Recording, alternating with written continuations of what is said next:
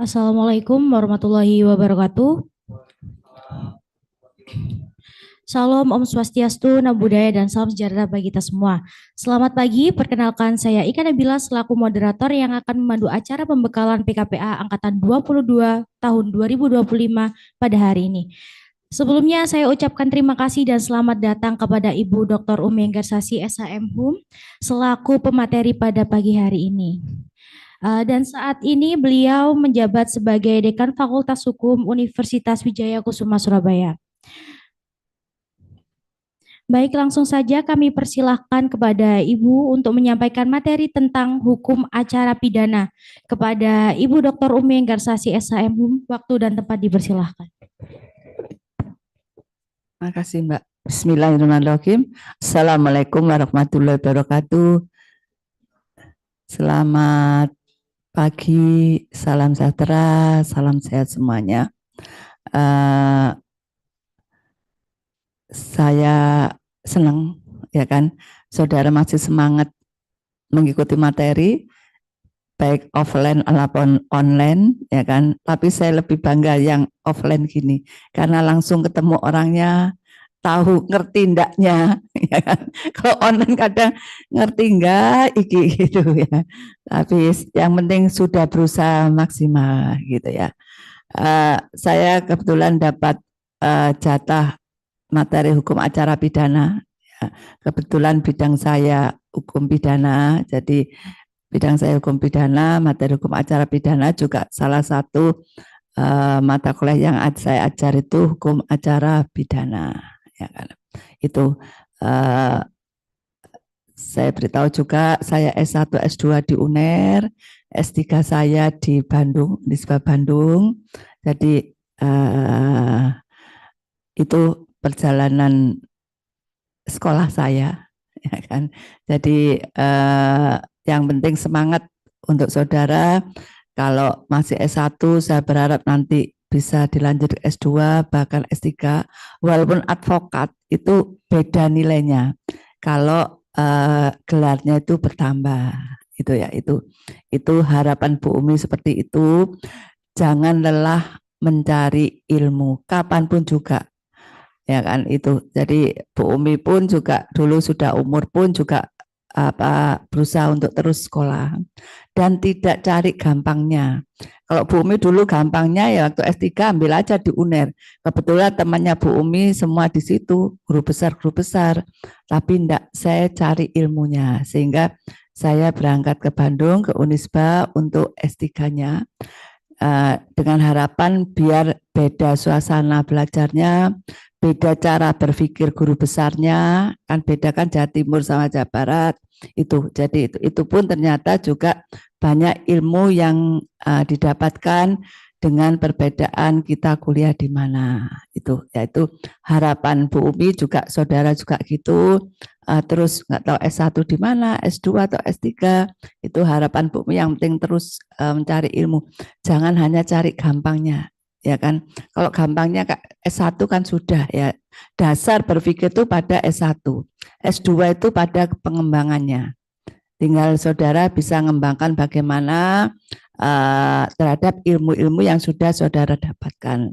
S3 nanti saudara harus melakukan penemuan. Banyak juga ini S1, S2, S3 kok gitu aja ya kan. Sebenarnya materi sama dari dosennya, tinggal saudara aja gimana mengembangkan materi itu di prakteknya. Kenapa? Nggak mungkin semua materi itu ada disampaikan di ruang kuliah. Nggak cukup waktunya. Gitu ya. Sehingga seperti PKPA ini juga nggak mungkin semua acara pidana akan tersampaikan. Sehingga saudara boleh konsultasi kapanpun juga berkaitan dengan materi yang ada. Itu ya harapan Bu Umi di itu. Karena apa? Seperti awal pembukaan, Bu Umi sampaikan bahwa saudara setelah mengikuti PKPA sudah masuk keluarga besar Fakultas Hukum WKS. Dari manapun saudara berasal waktu S1. Harapan Bu Umi dari fakultas itu bantu saudara untuk sukses. Karena apa? Saudara beracara itu kan masih butuh ilmu yang lengkap biar percaya diri. Kalau enggak gitu, saudara nanti sebelum bersidang keringatnya yang keluar duluan, groginya dulu, gitu ya. Jadi paling tidak ilmu harus lengkap. Dan kami dari Fakultas Hukum itu siap membantu saudara. Ya kan, kapanpun juga, karena di Fakultas Hukum sini ada kuliah pagi dan kuliah malam, silakan. Atau mau konsultasi ke dosennya juga boleh kapanpun juga, sesuai dengan kebutuhan saudara, ya kan. Itu kami terbuka, ya kan. Nanti bisa tanya yang alumni sini, ya kan nih, Kevin kayak itu juga, Rahman juga alumni sini. Ini yang terbaik kemarin apa, wisuda terbaik juga dari Fakultas Hukum, ya kan. Nah, itu jadi itu nanti bisa diajak diskusi atau gimana caranya kalau terjadi suatu permasalahan-permasalahan. Itu harapan Bu Umi, ya kan, sehingga lengkap ilmu saudara. Dan jangan canggung masuk di Fakultas Hukum BK ya. Jadi kamu nggak alumni sini nggak apa-apa, ini anggap rumah saudara sendiri, ya, kampus saudara. Kapanpun kami siap membantu saudara. Itu yang harapan Bu Umi itu, ya, biar nanti saudara waktu jadi advokat percaya dirinya tumbuh baik. Karena apa? Kalau saya kesulitan, saya bisa tanya ke ini, saya konsultasi ini kalau ada klien. Kebetulan ada juga alumni PKPA sini juga dari WK, dia belum punya, sudah sertifikat PKPA juga izin advokat belum, tapi kliennya sudah banyak. Ya kan, mungkin yang aktif di BPH, Saudara Franz itu, tapi ya itu dia aktif, kalau ada kesulitan tanya dosennya, kayak gitu. Jadi dia nggak bisa langsung sidang karena belum punya izin, tapi dia sudah punya klien karena dia berani, ya kan, ngasih advice, konsultan hukum apa gitu loh. Jadi jangan nunggu, oh saya belum punya izinnya, saya belum lulus. Kalau ada klien tanya ke saudara sekarang pun jangan ditolak, gitu ya. Diterima aja dulu, dicatat. Kalau ya nggak ngerti bisa dikonsultasikan, gitu ya. Istilahnya jangan dijawab kok ngawur sampai salah gak karu-karuan, itu ya juga jangan. Ya kecuali kalau nanti kalau sudah, kalau di persidangan nggak bisa saudara diam, harus jawab, gitu loh. Tapi kalau ada konsultasi itu bisa dicatat dulu mana yang harus dikonsultasikan. Yang penting jangan nolak klien saudara. Itu pesan saya, jangan sampai nolak klien, karena kalau sekali nolak nanti temannya ngomong jangan ke situ, dia nggak siap, dia nggak bisa, mesti kan gitu ya. Tapi diterima, kalau ini jawab ini misalnya tunda dulu, besok saya pastikan dulu jawabannya, boleh, tapi harus diterima ya. Kemarin juga Pak Har kan juga bilang di Pradi pun juga siap terima saudara, kan gitu kan. Itu sehingga PKPA ini kerjasama FHWKS dan Pradi itu solid untuk membantu keberhasilan saudara. Itu ya, itu harapan-harapan dari kami dan insya Allah bisa saudara gunakan dengan baik. Itu harapan kami ya. Jadi terutama yang offline di sini kan ketemu Bu Umi juga, silakan nggak usah canggung, kapanpun silakan ke kampus, ya kan. Kebetulan Fakultas Hukum WKS itu dosennya juga banyak yang dosen-dosen muda, enak kok diajak diskusi, gitu ya. Nggak usah apa, kalau kuliah kayak di UNER kan terlalu feodalnya kalau Bu Umi bilang gitu. Gapnya kalau di sini enggak, ya kan. Tempat diskusi banyak, bisa tanya Alvin kan bisa itu gimana itu apa bisa konsultasi. Itu harapan Bu Umi ya. Apalagi kaitannya dengan pidana.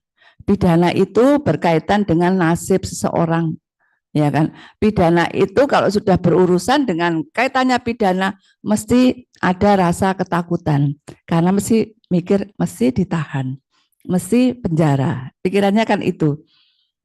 Berani pun orang itu mesti kalau mikir itu sudah mikir, ya kan. Nah ini sehingga saudara harus benar-benar hati-hati, harus benar-benar teliti kalau sudah perkara pidana. Nggak bisa, nggak apa-apa Bu, kurang satu aja Bu pasalnya, ya itu nggak bisa. Ya, karena apa? Satu kurang pasal itu sudah berkaitan dengan nasib seseorang. Itu ya, itu yang harus saudara camkan. Hukum apapun memang harus teliti, terutama pidana, ya kan? Karena pidana seperti tadi, karena ini berkaitan dengan nasib seorang, ya kan?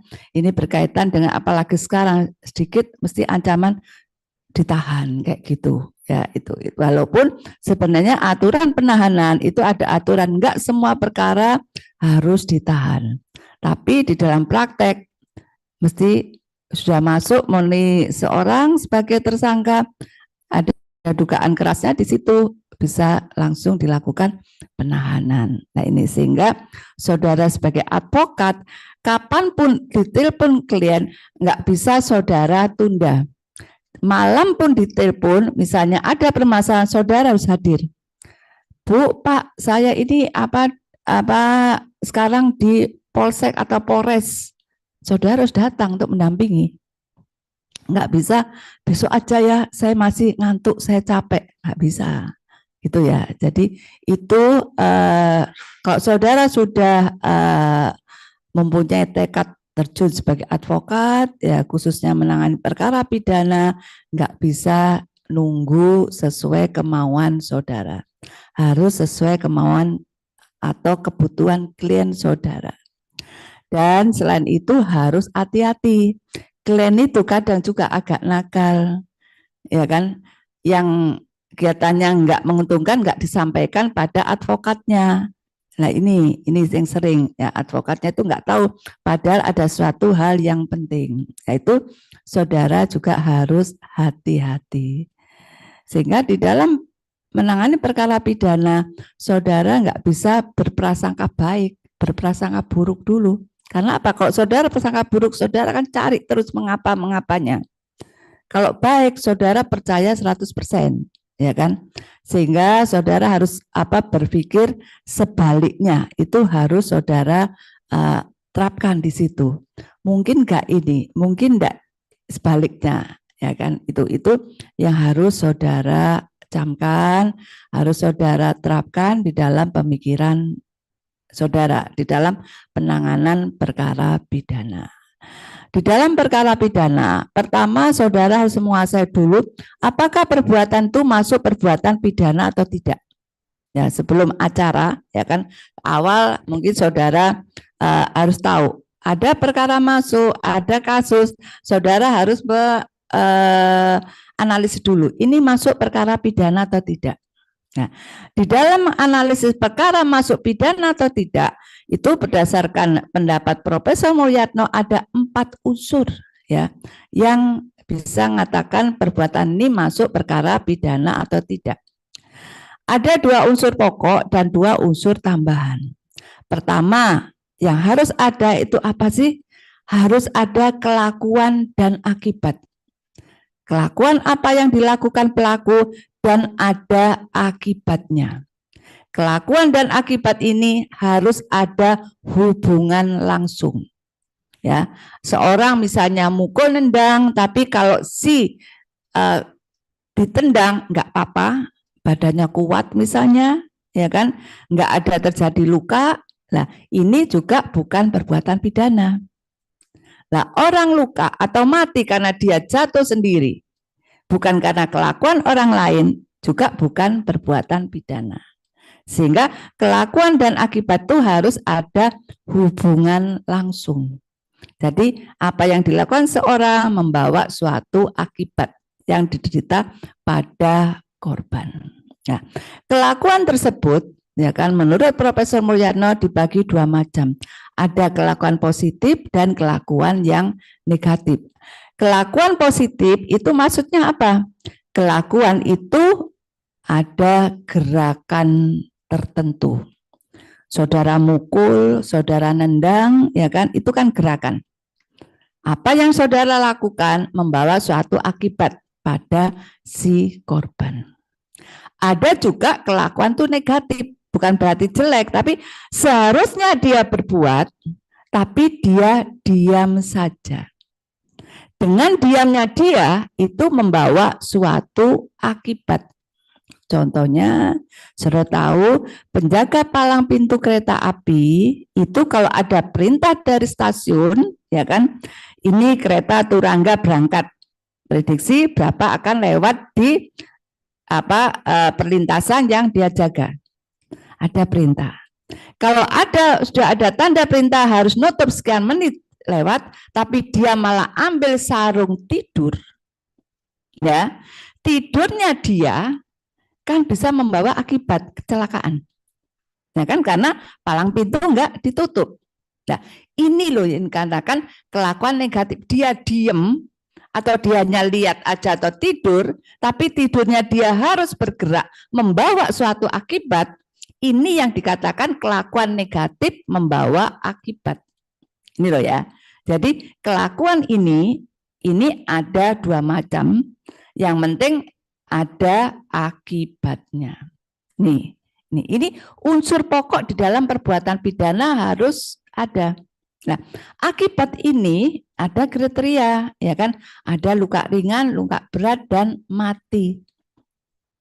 Apa alat ukurnya? Saudara lihat pada KUHP pasal 90 itu berkaitan dengan luka berat. Di luar itu maka luka ringan. Kalau sudah tidak berfungsi organ tubuhnya, mati. Ya, kalau mati ya mati, nggak usah dihalus-haluskan meninggal dunia dan apa. Kalau bahasa hukumnya mati ya mati gitu ya. Itu. Nah, ini unsur pokok dari perbuatan pidana. Ya. Kemudian unsur lainnya apa? Untuk bisa mengatakan perbuatan sebagai perbuatan pidana. Unsur melawan hukum. Ya. Unsur melawan hukum itu harus ada undang-undang pasal yang dilawan, dilanggar. Sesuai dengan asas legalitas pasal 1 ayat 1. Selama belum ada perundang-undangannya, tidak bisa seorang itu dikatakan pelaku perbuatan pidana dan dipidana. Nah, ini masuk unsur melawan hukum objektif. Ya. Ini harus ada pasal-pasal dan seterusnya. Nah, selain itu ada unsur melawan hukum subjektif. Unsur melawan hukum subjektif itu apa yang ada dalam diri pelaku. Pelaku itu pelaku perbuatan pidana hampir 100% nggak ada yang ngaku ya saya niat mau bunuh, saya niat mau nyuri, ya kan? Biasa enggak, saya nggak tahu, saya diajak, saya itu kan biasanya kan gitu kan untuk menghindari sanksi ke yang bersangkutan. Nah, ini loh yang masuk unsur melawan hukum subjektif.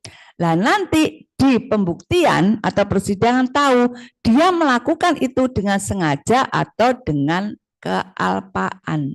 Ya, memang dia sengaja melakukan perbuatan itu atau karena dia lalai atau alpa sehingga perbuatan terjadi dan ada akibatnya. Nah, ini dari pengakuan itu sulit biasanya, tapi nanti dalam pembuktian itu ketahuan ini dia melakukan dengan sengaja atau dengan kealpaan.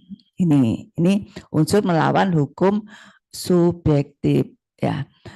Di dalam kesengajaan itu pun nanti di dalam bisa berat ringannya itu masih dibagi lagi. Kesengajaan sebagai maksud pelaku itu mana, kesengajaan sebagai kepastian, kesengajaan sebagai kemungkinan. Kealpaan bisa kealpaan yang disadari dan tidak. Ya, ini sebenarnya nggak pokok, tapi paling enggak awal itu kan saya pengen saudara refreshing sebelum masuk acara pidana. Karena apa? Saya khawatir saudara bicara acara nanti pidananya lepas lupa gitu loh. Bu Umi khawatir, makanya saya refreshing yang penting dulu kaitannya dengan perbuatan pidana, pertanggungjawab pidana, baru nanti beracara. Maksudnya itu ya. Saya berharap tidak keberatan saya merefresh pemahaman saudara hukum pidana, ya kan? Karena ini penting sekali, ya kan? Karena kalau Bu Umi mesti dalam persidangan, Bu Umi yang sering sebagai saksi ahli, mesti ini analisis ini yang mesti ditanyakan hakim. Saya lanjutkan, kesengajaan kan ada 3, maksud, kepastian, dan kemungkinan. Saya contohkan ya, misalnya seseorang ya kan sudah punya hubungan baik, karena dia marah kepada nggak tahu pacarnya atau siapa, kan mesti dia ingin membuat orang tersebut jadi korban. Ya. Misalnya dia membawa roti mau dikasihkan yang dituju. Kalau dia ditujukan kepada orang itu langsung, ini maksudnya ke situ, ya kan? Bawa roti, di dalamnya ada racunnya, dikasihkan orang itu. Dia makan, kemudian dia jatuh sebagai korban. Ini berarti kesengajaan sebagai maksud, tujuannya itu. Ya. Nah, orang mau ngeracun, itu biasanya kan nggak mungkin, biar nggak dikatakan medit, nggak mungkin bawa roti hanya satu iris satu sisir, mesti dilebih cek ketoke api baik hati ya, mesti lebih banyak lah. Orang yang dekat dengan si calon korban itu, yang dia tahu dia bersahabat, mesti kalau punya makanan mesti berbagi, ya kan? Kalau dia ikut makan, ini kesengajaan sebagai kepastian, ya. Jadi maksudnya si A, tapi sahabatnya si A, tapi mesti segalanya mesti tahu kan, oh ini mesti bareng, apa mesti berbagi. Kalau punya makanan mesti juga dikasih, nggak mungkin makan sendiri. Apalagi yang dikasih ini sudah mulai nggak seneng sama yang ngasih makanan, mesti kan ditawar-tawarkan pada lainnya. Nah ini kalau yang paling dekat dengan yang dituju ini kepastian. Ya, jadi maksud tujuan utama kepastian. Yang lebih jauh lagi, agak jauh, ini kemungkinan. Kemungkinan kalau makanan itu tidak dimakan pada yang dikasih, ditaruh di meja dan orang lain sering lalu lalang ikut mesti ngincipi makanan itu juga jatuh sebagai korban, ini sebagai kesengajaan, sebagai kemungkinan. Gitu loh ya. Jadi tingkatan yang paling tujuh itu maksud, yang dekat sama calon korban itu kepastian, kemudian agak jauh itu kemungkinan. Nah ini biasanya untuk masang pasal, ya kan, untuk dakwaan misalnya gitu, ini kesengajaan yang mana, sehingga misalnya pembunuhan ada pembunuhan dengan berencana, pemberatan atau biasa. Nah ini dari unsur-unsur ini, gitu ya. Itu kesengajaan. Kemudian unsur melawan hukum subjektif, satunya itu kan kealpaan, apa lalai. Dia tidak bermaksud melakukan itu, ya kan? Tidak berharap terjadinya korban, tapi terjadi apa lalai. Saya contohkan, lalai itu ada yang disadari dan tidak disadari. Kalau disadari itu terjadinya perbuatan itu atau jatuhnya korban, faktornya salah satu pada si pelaku itu. Contohnya, kalau dia sudah janji dengan seseorang, nanti ketemu jam 12. Ya, saudara sudah merasa, oh ini ada waktu setengah jam atau 1 jam. Oh cukup saya mau berangkat ke tempat tersebut. Tapi ternyata setelah sampai tempat tersebut, kendaraannya tahu, loh ini kok remnya tuh nggak benar ya. Ya kan?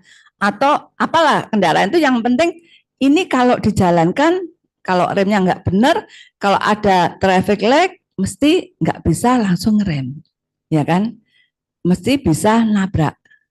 Dia tahu, tapi kalau dia nggak berangkat, otomatis janji ini bisa berdampak, ya kan, batal perjanjian dan seterusnya. Kan dua pilihan yang bingung. Kalau dia berangkat, dia tahu resikonya kalau ini nanti lampu traffic light merah, dia nggak bisa ngerem, kamu mesti nabrak, ya kan? Nah ini, kalau dia sudah mulai jalan, biasanya dengan doa terus lengkap, aman. Terakhir ternyata benar lampu merah, dia sampai nabrak. Nah ini yang masuk bukan sengaja, tapi kelalaian yang disadari. Dia sadar bahwa ada faktor yang bisa membuat kecelakaan itu. Itu loh maksudnya ini, keapaan yang disadari. Jadi memang dari faktor pelaku itu tahu, nanti ini loh resikonya kalau saya menjalankan kendaraan itu. Itu namanya bukan sengaja melakukan itu atau nabrak, tapi keapaan yang disadari. Satunya keapaan yang tidak disadari. sudah perjanjian, waktunya panjang, sudah dihitung, semua kendaraan sudah dicek semua, rem semua apa ratingnya semua sudah sip, dia jalan. Kalau aman, oh waktunya masih panjang, santai aja. Perjalanan sambil nyanyi-nyanyi mungkin. Ya, nggak tahu, ya kan? Dia kan biasa anak kecil dari gang langsung nerocos gini ya, nabrak. Nah ini kan, kalau terjadi hal ini loh yang masuk kelpaan yang tidak disadari. Gitu loh. Karena apa? Dari gang langsung, bukan dari pelaku, ya kan? Tapi kalau tahu-tahu keluar kayak gitu kan nggak mungkin nututi mau ngerem. Nah, kalau terjadi kecelakaan seperti ini kealpaan yang tidak disadari. Jadi unsurnya pada si korban ini. Nah, itu unsur melawan subjektif, ada kesengajaan dan kealpaan, ada 3 macam. Dan ini jelas apa yang dilakukan membawa suatu akibat yang diderita oleh korban. Nah, 2 unsur ini yang harus ada pada perbuatan tersebut hingga dikatakan perbuatan pidana. Jadi saudara kalau ada kasus, kamu analisa kelakuan dan akibatnya, benar enggak? Kelakuan yang mana, ada enggak akibatnya yang mana, alat ukurnya pasal 90. Ya, kemudian kalau sudah kelakuan itu gimana, masuk apa pasal-pasalnya berapa, subjektifnya masuk sengaja atau apa. Nah, ini unsur pokok. Ada 2 lagi yaitu unsur tambahannya. Unsur tambahan ini bukan menggugurkan perbuatan sebagai pidana atau tidak, tapi ini hanya menambahi sanksi pada pelakunya. Pertama, hal ikhwal dan atau keadaan yang mengikuti perbuatan. Ya, hal ikhwal, perbuatan pokoknya dari perbuatan pidana itu biasanya mesti ada awalnya. Enggak mungkin orang mau mencuri barang sama yang punya disiapkan, enggak kan? Nah, sehingga dia nyiapkan, misalnya dia gambar dulu, gimana kebiasaan pelaku, dia membuat kunci palsu, ya kan? Kemudian merusak apa kuncinya, apa rumahnya, kunci itu dan sampai masuk. Jadi perbuatan apa yang dilakukan pelaku sebelum dia melakukan perbuatan pokok itu hal ikhwal yang mengikuti perbuatan. Ya, jadi hal ikhwalnya itu apa? Nah, kalau ada hal ikhwal ini biasanya perbuatan pidana masuk perbuatan dengan rencana. Nih, ya. Kalau sudah dilakukan perbuatan, ya kan, biasanya juga ketahuan tangganya atau si punya barang mesti kan dikejar atau dihadang dan seterusnya, ya kan. Kemudian karena dia dihadang, dianiaya, ya kan, dilakukan perbuatan apa, atau si pelaku itu membuang barang buktinya, ya kan. Nah, ini apa yang dilakukan oleh pelaku setelah perbuatan pokok terjadi itu dikatakan hal yang mengikuti perbuatan.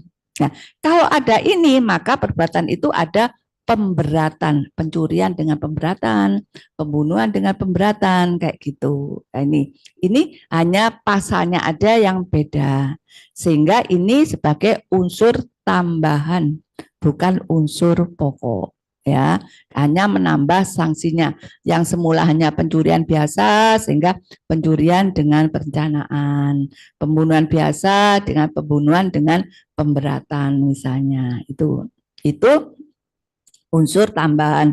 Unsur terakhir yang keempat itu unsur mana sih yang melihat unsur tambahan keempat, melihat pada kondisi korban. Korbannya luka ringan, luka berat atau mati, ini beda pasalnya, beda sanksinya, ancaman pidananya. Sehingga kondisi korban atau unsur keempat melihat kondisi korban ini hanya sebagai unsur tambahan dari perbuatan pidana. Nah, ini yang harus saudara pahami, ya kan? Untuk perbuatan pidana, perbuatan ini masuk perbuatan pidana atau tidak. Nah, kalau sudah perbuatan pidana, baru masuk ke pertanggungjawaban pidana. Ya, nah, karena apa? Di dalam perbuatan pidana itu enggak semua perbuatan pidana mesti dimintakan pertanggungjawaban pada pelaku. Kalau enggak ada unsur kesalahan, tidak. Karena apa? Orang melakukan perbuatan pidana bisa karena apa? Perintah undang-undang. Ya kan? atau juga karena daya paksa sehingga melakukan. Nah, ini yang bisa membebaskan tanggung jawab, sehingga bertanggung jawab pidana ada alasan pembenar, pemaaf, dan penghapus penuntutan. Ini di dalam bertanggung jawab pembenar. Unsur melawan hukumnya itu dihapuskan sehingga unsur itu nggak ada, maka perbuatan itu sudah sesuai hukum. Misalnya petugas ngejar tersangka pelaku pencurian, sudah kasih peringatan masih lari aja ngelawan, dia nembak. Nah, nembak itu jatuh si tersangka tadi perbuatan pidana. Tapi di sini dia melaksanakan undang-undang. Alasan yang bebaskan yaitu alasan pembenar. Kayak itu ya. Dibenarkan ya memang itu. Kalau enggak dia akan menjadi korbannya. Tuh. Kedua, alasan pemaaf, ya kan, dimaafkan. Ini bela tapi apa berlebihan.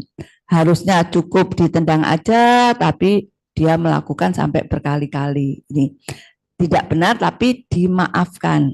Nah, itu jadi itu bisa membebaskan dari tanggung jawab. Selain itu, pelaksanaan undang-undang, ya kan, pembenar, pemaaf, dan alasan penghapus penuntutan. Ini biasanya asas utilitas atau kemanfaatan. Perkara itu kalau diteruskan banyak ruginya daripada manfaatnya, ya kan? Nah, ini misalnya ada pemberontakan, lebih baik dia diimbau untuk menyerahkan diri, perkaranya enggak diteruskan, ya kan? Nanti temannya ikut menyerahkan diri daripada kalau dia dituntut, diadili, dia malah melakukan suatu kerusuhan. Nah, ini alasan penghapus penuntutan. Nah, ini yang harus saudara pahami untuk tahu perbuatan ini pidana atau tidak. Kalau sudah masuk ke acara pidana. Nah, di sini saudara kalau sudah ada perbuatan pidana, saudara yang melihat, ya kan, itu bisa melakukan pelaporan atau pengaduan. Nah, kalau tadi hukum pidana itu di Undang-Undang 146, juntunya 7358, itu masih kita pakai sampai sekarang karena yang Undang-Undang 1 2023 kan belum berlaku, ya kan? Tapi kita tetap ke Undang-Undang 146. Kemudian kalau acaranya Undang-Undang Nomor 8 tahun 1981. Kalau ada perbuatan pidana, saudara bisa melakukan laporan atau pengaduan, ya. Itu ada yang punya hak melapor, ada yang punya kewajiban melakukan pengaduan. Apa bedanya laporan dan pengaduan? Itu bisa dilihat di pasal 1 KUHP, ya kan? Itu ada pengertian laporan dan pengaduan. Yang jelas kalau laporan itu deliknya delik biasa. Kalau pengaduan harus delik aduan. Itu ya, itu bedanya itu. Contohnya aja, kalau dia melakukan pencurian barang orang lain, itu masuk, itu delik biasa atau delik aduan? Delik biasa, ya. Jadi siapapun bisa melakukan laporan. Tapi kalau pencurian yang dicuri itu punyanya keluarga, punyanya bapaknya sendiri, ya kan? Atau punyanya anaknya, itu masuk delik aduan. Jadi selama dia tidak mengadukan, bukan perbuatan pidana. Itu ya, bedanya di situ. Jadi bisa delik biasa kalau punya orang lain, kalau keluarga itu delik aduan. Karena apa? Bisa aja di keluarga itu enggak apa-apa, mobil saya banyak, diambil satu dijual enggak apa-apa, malah ngerjekeni. Nah, itu kan. Nah, itu sehingga bukan perbuatan pidana kalau enggak ada pengaduan. Nah, delik aduan, ya kan, itu peran dari si pengadu itu penting. Kalau dia sewaktu-waktu mau mencabut boleh, ya kan, selama belum di persidangan. Tapi kalau laporan delik biasa enggak, tindak lanjut itu tergantung pada petugas yang menerima laporan. Nah, itu bedanya di situ. Yang dilakukan laporan atau aduan itu bisa dilakukan secara lisan atau tertulis. Kenapa? Pertama, karena warga negara Indonesia itu masih banyak yang buta huruf. Kedua, masih banyak yang buta hukum. Ya kan? Bahasa hukum kan beda. Ya, sehingga nanti nggak bisa ini maksudnya ini, nggak bisa. Harus dibantu. Terus gimana dijelaskan apa sih yang dilaporkan atau diadukan itu. Contohnya aja batal demi hukum dapat dibatalkan itu sudah beda artinya. Ya kan? Nah, ini loh bahasa hukum. Harus hati-hati sehingga laporan atau aduan bisa secara lisan dan tertulis. Nah, yang harus saudara perhatikan itu apa? Tanggal laporan atau pengaduan. Kenapa ini penting? Ini kaitannya dengan daluarsa dari penuntutan itu ada daluarsanya pasal 78 ya kan, itu daluarsa, perkara itu ada daluarsa, sehingga saudara kalau mengingatkan petugas, Pak, laporan saya sudah sekian lama kok belum diproses, padahal ini sudah mau melewati daluarsa penuntutan, nanti nggak bisa dituntut itu loh. Jadi kalau misalnya saudara protes tuh harus ada alasannya yang jelas, ya kan? Jadi kok nggak diproses saya laporanku, gitu kan nggak ngerti. Tapi kalau ada tanggalnya, kapan saudara laporan, ada tanda tangannya, ini buktinya, sehingga bisa kesalahan pada siapa. Itu loh ya, itu kan sering kali itu kan perkaranya nggak diproses-proses sampai lewat. Nah ini karena apa?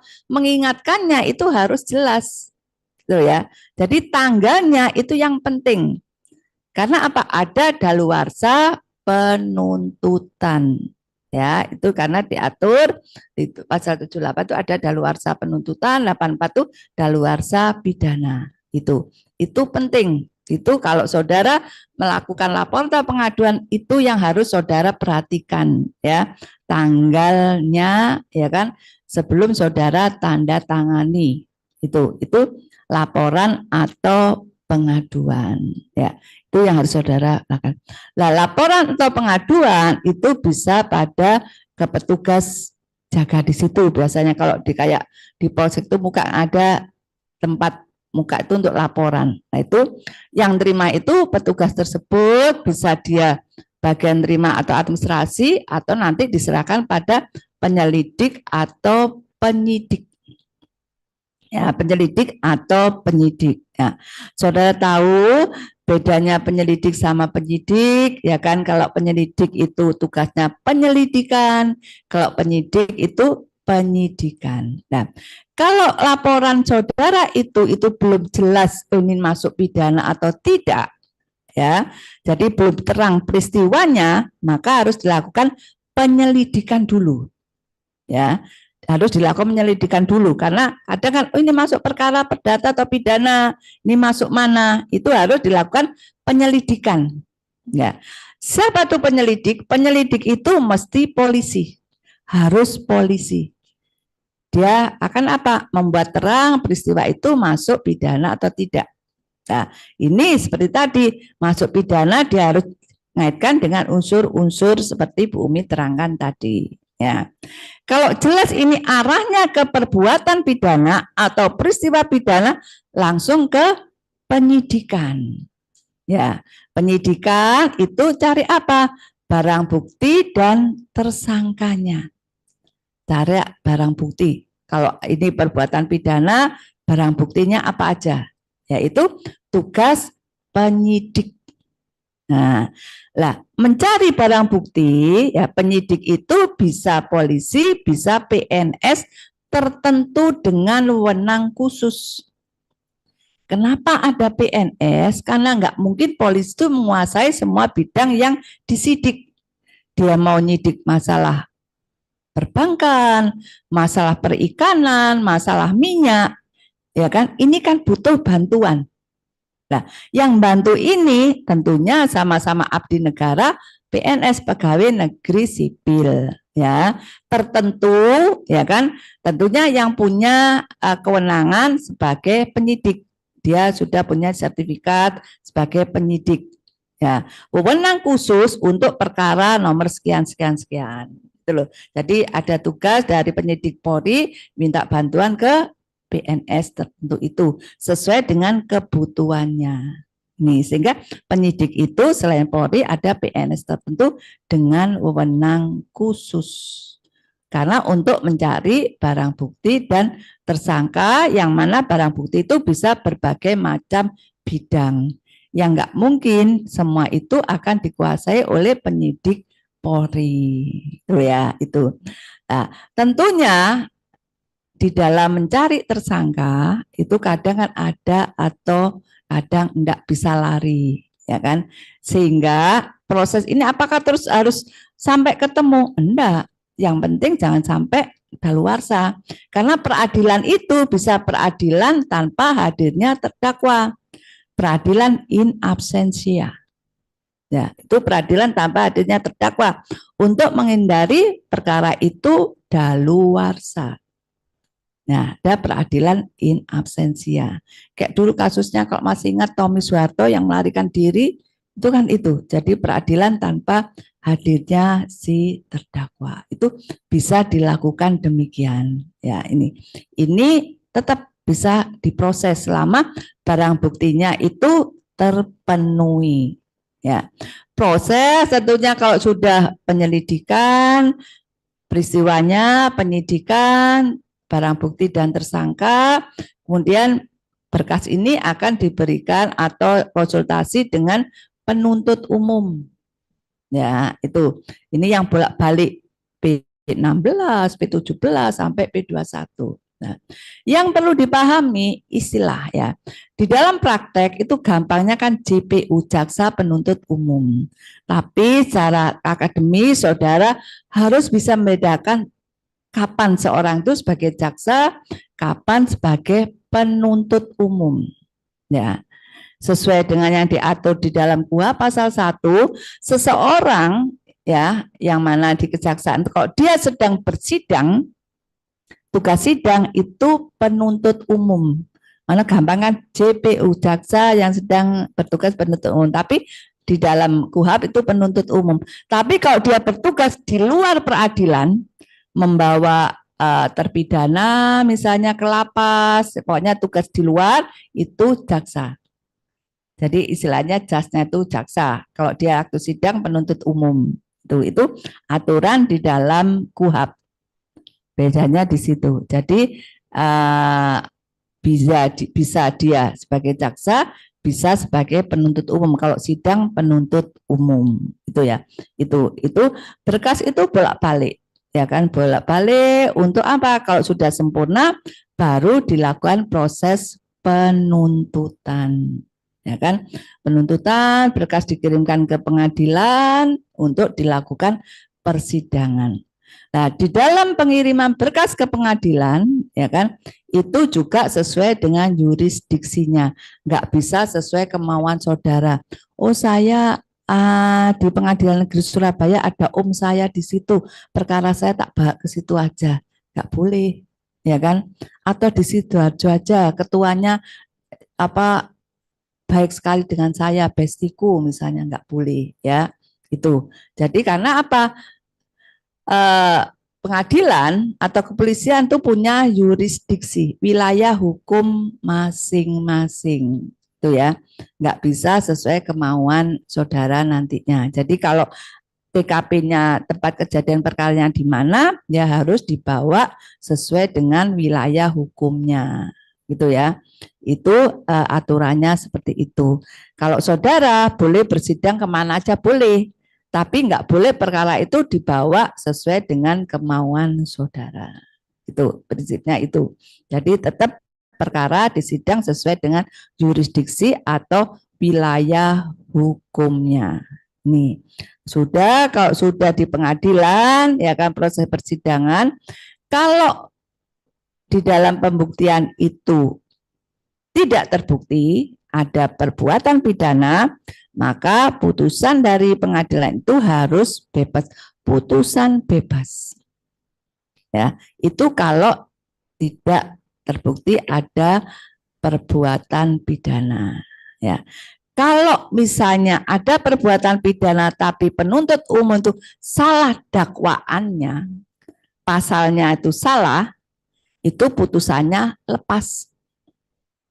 Nah, sehingga untuk menghindari ini biasanya dakwaan itu berlapis, ada primer, sekunder dan seterusnya. Itu untuk apa? Kalau lepas dari satu bisa dijerat pada yang lainnya. Kalau terbukti maka ada pemidanaan, ya masuk ke pasal 10 KUHP. Kalau saudara ingat kasusnya ini yang di apa, anak yang anggota dewan tuh, itu kan juga gitu. Masalah itu kan putusan bebas, padahal jelas ada perbuatan pidana, jelas asasnya sudah dilanggar, gitu loh. Ini yang apa terlenanya di situ hakimnya. Kalau misalnya bukan bebas, itu masih kewenangan hakim bebas, tapi jelas ini ada perbuatan, tidak boleh bebas itu, gitu loh. Sehingga jelas melanggar asasnya. Kalau asas dilanggar itu sudah kelihatan ada apa kan gitu. Jadi gampang aja nyalahkan hakim. Coba tetap perbuatan pidana tapi misal keringannya apa keringanan boleh. Tapi harus dikatakan dulu ada perbuatan karena jelas itu ada perbuatan. Karena kalau putusan bebas itu enggak ada perbuatan pidananya. Gitu loh. Jadi asas ini yang harus saudara pegang. Pidana itu asasnya apa-apa nanti banyak kalau apa waktu banyak itu asasnya itu kalau ini asasnya apa ini yang harus saudara pegang. Jadi kalau melanggar asas kelihatan, ngawurnya itu kelihatan. Gitu loh ya. Ini ya kayak itu. Jadi di situ ada 3, ada bebas, lepas, ada pidana. Kalau bebas jelas nggak ada pidananya, nggak ada perbuatan pidana. Lepas ada, tapi penuntut umum salah masang pasalnya dalam dakwaan. Kan bisa seperti itu. Kalau pidana berarti sesuai dengan dakwaan penuntut umum. Baru masuk pemidanaan. Kalau sudah pemidanaan, kalau bawa ke lapas itu baru yang bawa bukan penuntut umum tapi jaksa. Karena di luar persidangan. Nah, baru melakukan apa? Upaya hukum. Para pihak itu bisa melakukan upaya hukum. Upaya hukum ada upaya hukum biasa, banding, kasasi. Ya, luar biasa PK peninjauan kembali. Dikatakan biasa karena ada batas waktunya. Luar biasa nggak ada batas waktunya. Jadi ada 7 hari banding, 14 hari kasasi. Kalau lewat dia diam aja dianggap menerima putusan inkrah. Ya. Ini ada. Tapi kalau PK nggak ada batasnya karena apa? Tergantung novumnya. Bukti baru. Bukti baru itu apa maksudnya? Belum pernah disampaikan pada sidang sebelumnya. Kalau disampaikan pasti putusannya beda. Dulu novum. Sehingga munculnya ini nggak ada batas waktunya. Kalau peradilan in absentia, upayanya hukum apa? Perlawanan karena nggak ada pelakunya di situ, itu ada perlawanan. Nah ini proses yang penting secara garis besar itu ini loh proses pidana itu kayak gitu, mulai ada laporan, penyelidikan, penyidikan, penuntutan, peradilan, kemudian upaya hukum. Ya ini secara garis besar sudah tahu proses beracara itu seperti demikian. Sekarang ini bagian khusus saya, ya kan? Kalau sudah ada laporan, ya yang dilaporkan itu apa sih yang dilakukan petugas? Memanggil pihak-pihak yang berkaitan dengan laporan tersebut dipanggil. Pertama itu mesti dipanggil sebagai saksi terhadap perkara itu.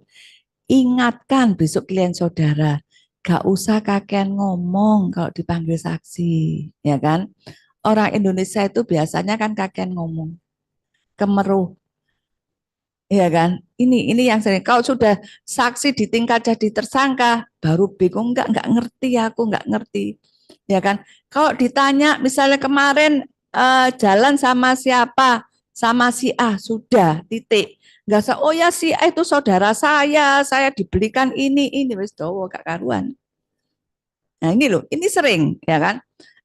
Sering seperti itu. Kalau lihat ada cantik atau cakep, mesti dianggap keluarga saya, mesti ini saudara saya. Kalau dia tahu-tahu jadi tersangka, bingung. Nah ini kan, ini jangan mudah menganggap ini keluarga saya atau saudara saya. Hati-hati sekarang kalau dia pelaku korupsi, saudara dikasih sebelumnya enak-enak, aku dikasih mobil diem-diem, kamu kena money laundry, geblake kalau es kena ngono. Itu ya, jadi hati-hati. Situ nganggap saudara itu juga harus ada hubungan keluarga, hubungan darah, ya kan itu. Jadi jangan mudah dikasih juga gitu, terutama mbak-mbaknya dikasih itu jelas kayak sopo duit itu kondi. Ya, kalau enggak ini korupsi katut enggak wajar, pemberiannya enggak wajar ya gitu. Itu harus jelas. Juga advokat juga gitu. Kalau saudara dibayar klien, saudara juga harus hati-hati. Kerjaannya ringan dibayar 1 miliar, hati-hati, ya kan? Nah, ini kan itu. Jadi harus ada berita sewajarnya di situ, ya kan? Itu harus pinter-pinter lah. Orang hukum kudu pinter cara nih. Kayak ketangkep ya apa sih gitu aja. Itu. Jadi yang harus dipelajari di situ artinya kalau sudah kemudian dilakukan pemanggilan. Pemanggilan itu harus pemanggilan yang sah, di situ sudah ada nanti materi diambil, surat panggilan itu harus jelas siapa yang dipanggil ya kan. Kemudian untuk urusan apa, pasal-pasal nanti kaitannya pasal apa, di mana tempatnya dan seterusnya. Surat panggilan harus sah. Harus ada tanda tangan, istilahnya situ siapa sih kepalanya siapa, nggak bisa semua manggil. Nah itu di situ sah. Kemudian harus sampaikan kepada yang bersangkutan. Kalau nggak ada siapa yang ada keluarga di situ. Kalau keluarga nggak ada, ya ketua wilayah RT, RW atau lurah. Itu harus disampaikan surat panggilan tersebut. Jadi surat panggilan harus bisa. Di dalam memanggil sama di dalam pemeriksaan itu juga harus ada jangka waktunya. Ada ya, itu ada jangka waktunya. Karena apa? Kondisi Indonesia itu kan macam-macam. Ada yang gampang nyampe tempatnya, ada yang enggak. Selain itu kebutuhan seorang itu macam-macam. Waktu itu mungkin ada keperluan lainnya. Sehingga minimal 3 hari setelah surat diterima baru boleh dia dipanggil untuk hadir ke tempat tersebut. Jadi minimal waktunya 3 hari. Itu pemanggilan. Sudah dilakukan pemeriksaan. Seperti tadi, kalau dilakukan pemeriksaan mesti saudara sudah mulai mendampingi. Itu ingatkan, nggak usah kakek ngomong. Ini sering kali ini yang sering itu. Jadi kalau dia saksi ya apa yang dia lihat sendiri, ya dia dengar sendiri, dia alami sendiri. Jangan katanya. Biasanya ngobrol diceritani temannya banyak diceritakan semua. Oh ya ini. Padahal katanya. Padahal kalau tahu banyak berarti dia ada di situ. Bukan lagi saksi tapi bisa sebagai pelaku atau tersangkanya. Kalau sudah ditetapkan dia kalau gitu sudah memenuhi syarat tersangka baru bingung. Enggak, itu kemarin saya diceritani sama ini loh, itu loh. Itu sering kali, praktek tuh masih sering kali ini. Ya pasti Bu Umi mengingatkan, jadi misalnya kamu dampingi, diingatkan.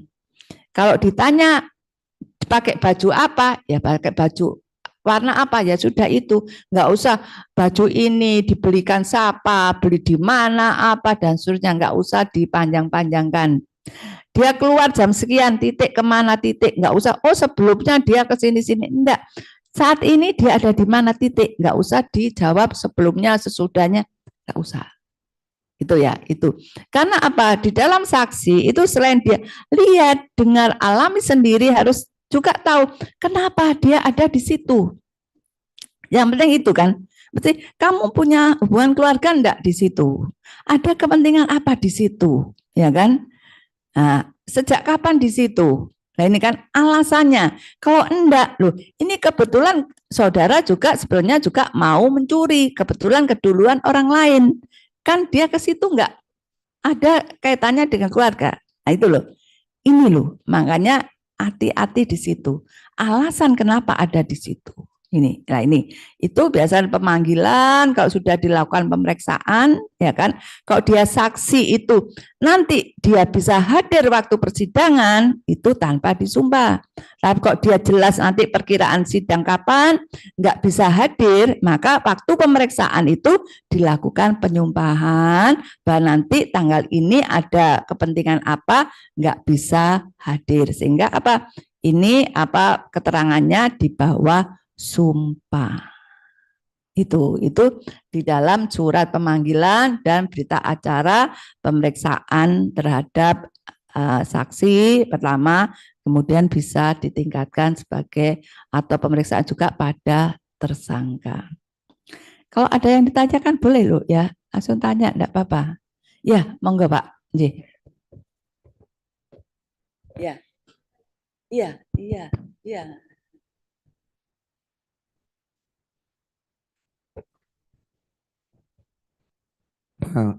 Yes. Masalah laporan dan pengaduan. Ini sebenarnya ini yang menentukan itu pihak kita sebagai pelapor atau pengadu atau daripada pihak aparat kepolisian. Nah, ini kadang-kadang dalam satu kasus yang sama kita kadang dibuat pengaduan. Nah, kalau pengaduan kan kita kesannya panjang itu.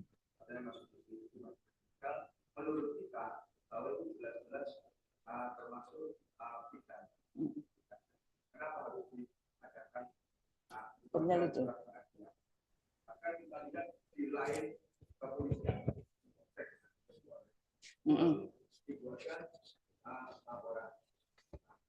Untuk proses apakah antara pengaduan dan pelaporan juga ada yang namanya proses penyelidikan, sehingga setelah itu kami gelar perkara bahkan yang lain ada yang langsung masuk kadang-kadang ini sama satu masuk proses panjang ini sebenarnya siapa padahal kita mendapatkan laporan tapi sana dibuatkan pengaduan.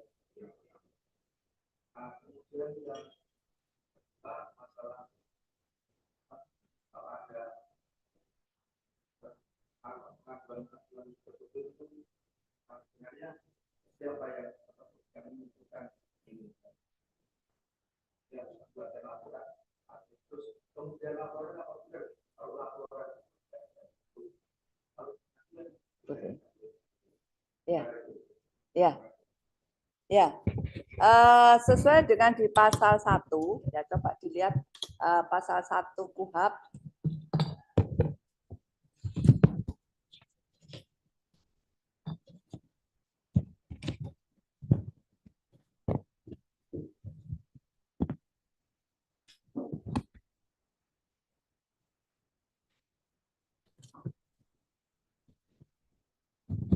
Pasal 1 KUHP di angka 24 dan 25. Ya. Di situ disebutkan laporan adalah pemberitahuan yang disampaikan oleh seorang karena hak atau kewajiban berdasarkan undang-undang kepada pejabat yang berwenang tentang telah atau sedang atau diduga akan terjadinya peristiwa pidana. Itu laporan. Pengaduan pemberitahuan disertai permintaan oleh pihak yang berkepentingan itu pengadu kepada pejabat yang berwenang untuk menindak menurut hukum seorang yang telah melakukan tindak pidana aduan yang merugikannya. Nih ya, ini beda apa pengertiannya dulu ya.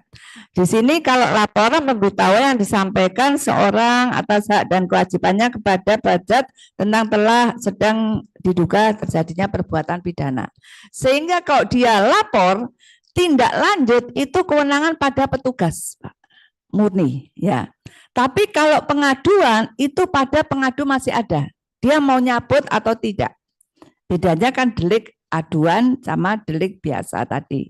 Sehingga kalau lapor ini langsung tindak lanjut enggak, itu memang semua kewenangan pada petugasnya. Ini perlu diselidiki dulu atau langsung penyidikan. Gitu, Pak. Jadi kenapa sih perlu dilakukan ini? Ya kan? Karena apa? Ada juga kaitannya Pak. Takutnya juga petugas itu kan ada pra peradilan juga. Ya kan, ini dia mesti berlindung di sini. Nah, sehingga kalau misalnya oh ini aduan, oh masih deliknya delik aduan, ya kan? Kalau delik aduan mesti tunggu dulu, ini pengadu itu mau meneruskan atau tidak, itu kewenangan pada dia selama perkara itu belum masuk di proses penuntutan. Ya. Kalau laporan itu kalau dia sudah lapor mutlak pada petugas. Ini mau penyelidikan dulu atau penyidikan dulu itu mutlak pada petugas. Nah, apakah ada beda misalnya, oh ini kok langsung ditahan dan seterusnya. Yang tanyakan kan itu. Nah, karena apa? Kalau penahanan itu berarti perkara sudah masuk pada penyidikan. Sudah mencari barang bukti dan tersangka. Ya kan di sini. Nah, di sini kenapa ditahan? Dia khawatir penahanan itu kan ada 3 alasan, ya kan? Kenapa ditahan? Dia khawatirkan melarikan diri. Ya, nah ini makanya perlu ditahan. Kemudian apa? Dia melakukan perbuatan pidana lagi, ngancam orang-orang sekitarnya. Awas kamu kalau mau besok jadi saksi dan seterusnya. Ketiga, dikhawatirkan menghilangkan barang bukti. 3 alasan ini sebagai alasan petugas itu bisa menahan. Kalau dia nggak punya alasan ini nggak harus ditahan. Tapi biasanya seperti tadi kan saya sampaikan, pidana itu memang apa sih alat menakut-nakutinya itu pada penahanan.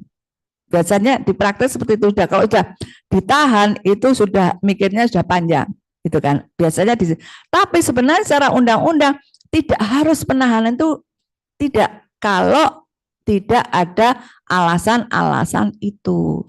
Sehingga kok nggak sama? Ya itu semua kewenangan pada petugas. Petugas itu ada enggak kekhawatiran dari 3 itu? Kalau nggak ada, ya nggak usah ditahan. Ya kan? Kalau ada, ditahan. Nah, sehingga penahanan itu, ya kan, sebenarnya ada 3 macam jenis penahanan.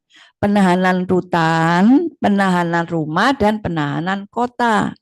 Nah, ini semua sebenarnya ada hitungannya. Istilahnya apa rumusnya kan 135. 1 bulan tahanan rutan itu sama nilainya, beratnya sama apa? 3 bulan tahanan rumah dan 5 bulan tahanan kota. Ini. Makanya kalau minta pengalian aja, minta pengalian misalnya tahanannya tahanan kota. Ini. Karena apa? Ini ada hitungannya. Kalau penangguhan penahanan itu enggak dihitung. Ya, itu. Nah, kewenangan ini juga ada pada petugas. Ini loh, pada petugasnya. Nah, ini ada 3 kekhawatiran tersebut. Nah, ini loh yang salah satunya dimasalahkan di rancangan KUHP. Ya, saya itu beberapa kali ya ini. Proses penyidikan ini enggak ada batas waktunya berapa lama dan enggak ada aturannya harus bagaimana, enggak ada. Yang diatur hanya masa penahanan. Ada masa penahanan. Penyidik punya kewenangan berapa lama. Kemudian bisa diperpanjang oleh penuntut umum. Penuntut umum berapa lama. Diperpanjang pengadilan negeri. Yang ada hanya penahanan. Tapi penyidikannya itu enggak ada batasnya. Juga apa yang dilakukan enggak ada. Sehingga di dalam proses penyidikan yang penting apa? Cari barang buktinya. Apa yang diperiksa itu ngaku dia pelakunya. Ini kan seringkali menjadi masalah di BAP ini, Pak. Itu loh. Ini memang praktek di situ. Ini yang dimasalahkan di rancangan KUHP yang baru itu ini masalah penyidikan karena di penyidikan ini yang banyak menjadi permasalahan di lapangan. Nah ini selain itu di dalam proses penyidikan ke penuntutan ini sering masalah juga konflik antara penuntut umum dan penyidik Pak. Dalam artian gini, untuk P16 sampai P21 ini bolak-balik gak sama kadang, ya kan? Ono sing cepat, ono sing enggak. Itu ya. Ini saya kan beberapa kali seminar itu berkaitan dengan ini. Kalau penyidik, saya itu sudah ngerjakan, sudah saya kirim ke penuntut umum, tapi nggak ada petunjuk, pokoknya dibalik no gitu aja. Gimana? Nah, penuntut umum jawabnya gini, kamu yang nyari aja datanya, tapi yang sidang kan saya, yang tanggung jawab saya, yang kena sanksi itu penuntut umum. Kalau nggak berhasil sanksinya itu pada penuntut umum, bukan penyidik. Gitu Pak. Jadi ini yang di dalam praktek proses penyidik penuntutan tuh masalahnya di situ. Ini yang dibahas agak rumit di rancangan KUHP. Sehingga Bapak kok katakan, loh ini kok beda satu dengan lain? Karena nggak ada petunjuk, pasti ada surat edaran Polri, surat edaran kejaksaan, itu berapa kali harus, itu aja. Tapi undang-undang KUHP secara rinci itu nggak ada. Nah, surat edaran itu kan hanya lingkup itu aja Pak, gitu loh. Bahkan waktu saya sidang di PN Malang itu juga gitu. Dan aduh, ibu kok bisa tahu itu loh? Surat edaran kita kan boleh Pak dapat. Itu kok ada aturan itu loh. Itu kaitannya dengan kejaksaan harusnya gimana kayak gitu loh. Sehingga kalau Bapak kok nggak sama, ya memang nggak ada aturan berupa undang-undang untuk harusnya ini berapa lama dan seterusnya itu Pak. Itu memang prakteknya seperti itu. Yang saya ikuti di seminar yang masalah-masalah itu juga waktu persidangan yang dimasalahkan ya seperti yang dikatakan Bapak itu masalah penahanan itu karena seringkali tersangkanya tuh banyak, satu diperlakukan seperti ini, satunya berlaku beda, itu juga bisa seperti itu karena advokatnya beda, itu juga beda Pak, itu seperti itu yang pengetahuan yang bisa saya sampaikan itu Pak. Makasih.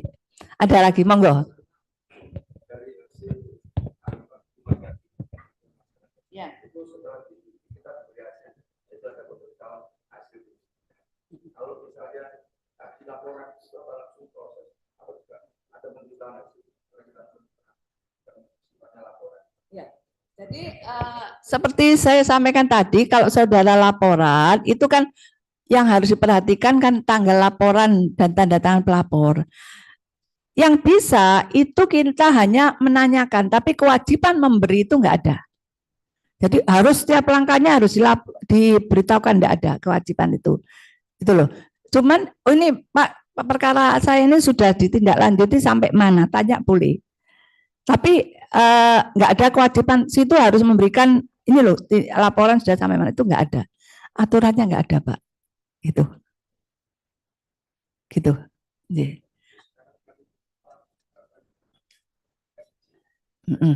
Ya.